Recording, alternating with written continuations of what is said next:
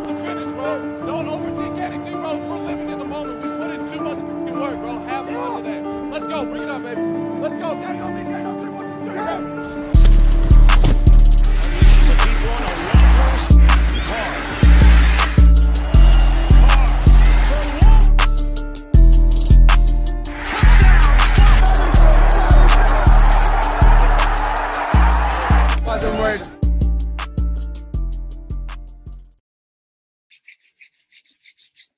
What is good, YouTube, man?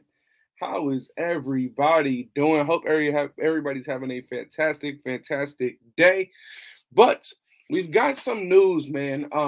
Indirectly affects the Raiders, may directly affect the Raiders come draft night. But as you guys can see, man, breaking, CJ Stroud has officially declared on the deadline for the 2023 NFL draft, which means he's going to probably be the top 2.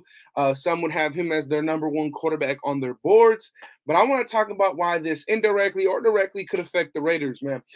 So there was many teams that we know we're going to be after a quarterback, ourselves being one of them, with us moving on from DC. So with that being said, if CJ Stroud was in this draft, we know that you have Will Levis, Bryce Young, CJ Stroud as your main top 3 guys, with Anthony Richard being probably the odd man out, and Hendon Hooker somewhat being an odd man out as well due to age and injury. But 2 guys, 5 quarterbacks that have really good potential to be something great in this league, right?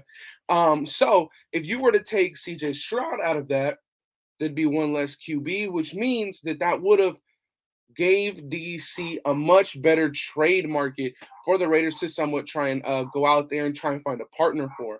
But unfortunately, with CJ Stroud declaring, it looks as if, though, DC's trade market will probably be on the lower end, right? Because 5 QBs that you could potentially get for a quarterback-needy team, it's kind of it devalues DC's trade value, right? So you really would have to look at a few teams, right? You'd have to look at a team like Carolina, but maybe they go after an Anthony Richardson. You look at maybe a team like the Jets, but who knows? They still got Zach Wilson. I don't think that they would want to invest into another young QB, but who knows? Maybe they would like to. But here's my thing, right? Many people were thinking that the Raiders could get a first-round pick out of Derek Carr, and I simply think that that's just not the case whatsoever, right?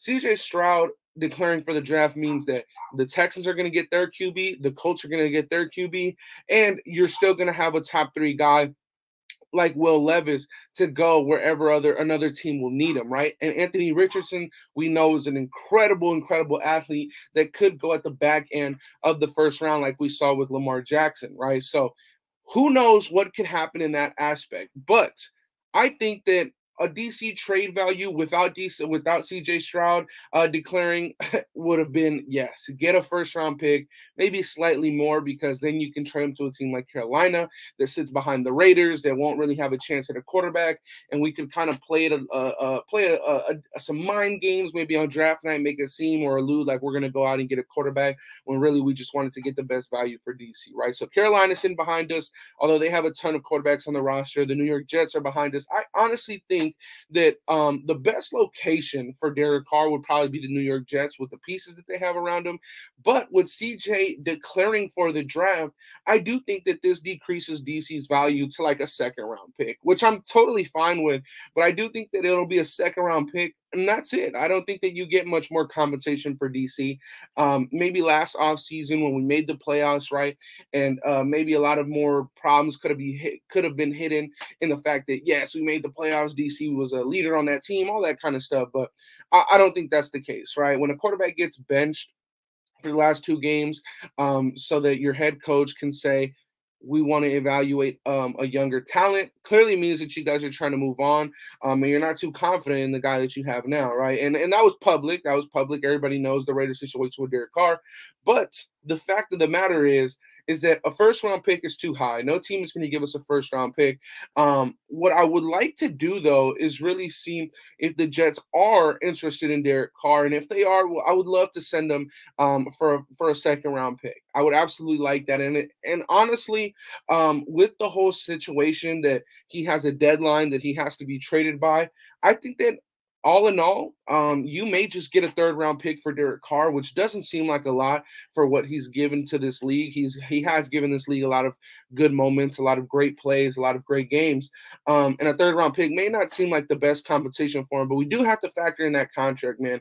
$40 million to be guaranteed on the 15th of next month is a lot of money. So a third-round pick may just be the best option for DC now that CJ has officially declared for the draft. Now, there is some people saying that why would he enroll into spring classes just so he could declare into the draft?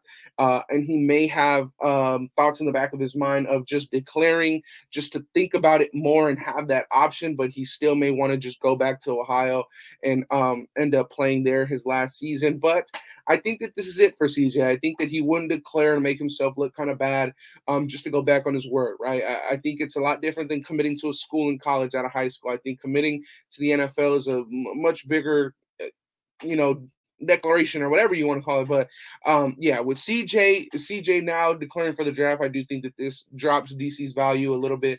And something that I want to talk about DC's contract that I feel like some people are getting confused of, right? People are saying, why would DC let the Raiders just trade him?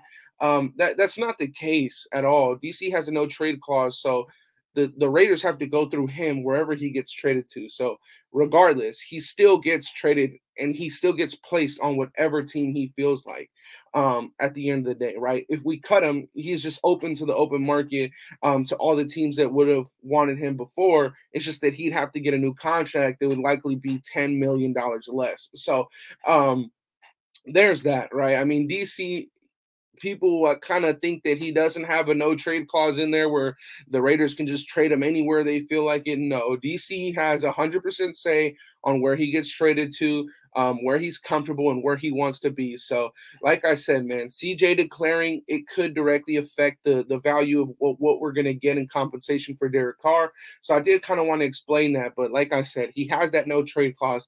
He chooses, he selects where he'll go play his next football, right? And it would be the same thing if he were to get cut. Just the only thing is that if he were to get cut, he would probably make around $10 million less. So that's the only thing. On top of that, with the trade, they can restructure his deal if they feel like that, just like they would if he got cut. The problem with that is that there's going to be a team that's going to give up capital for Derek Carr. It's just a matter of Derek Carr agrees to it or not. If he doesn't, well, guess what? He'll get cut the same day and we'll part our ways regardless. But I do think that with CJ declaring, it does drop his value quite a bit. If a team would like to agree on a second-round pick, phenomenal. If not, I think they'll probably for sure get a second or third-round pick this year for Derek Carr. But yeah, man, let me know what you guys think. Are some of you guys really happy that CJ declared? Because maybe he ends up with the Raiders, right? If CJ ends up with the Raiders, that would be absolutely hilarious, right? We make this video talking about why it affects the Raiders with Derek Carr, but in all reality, it affects the Raiders because now he's with us, right? So shout out to CJ Stroud for declaring. Maybe he could become a Raider. I do think he played phenomenal in that game against Georgia. So I would love to see what happens next for CJ going into this draft now. But now that we know the quarterbacks are here, let me know what you guys think in the comment section down below. As always, I love y'all. Stay safe. Have a wonderful rest of your day. And I'm out, you guys. Peace. Welcome to the Death Star, where our opponent's dreams come to die.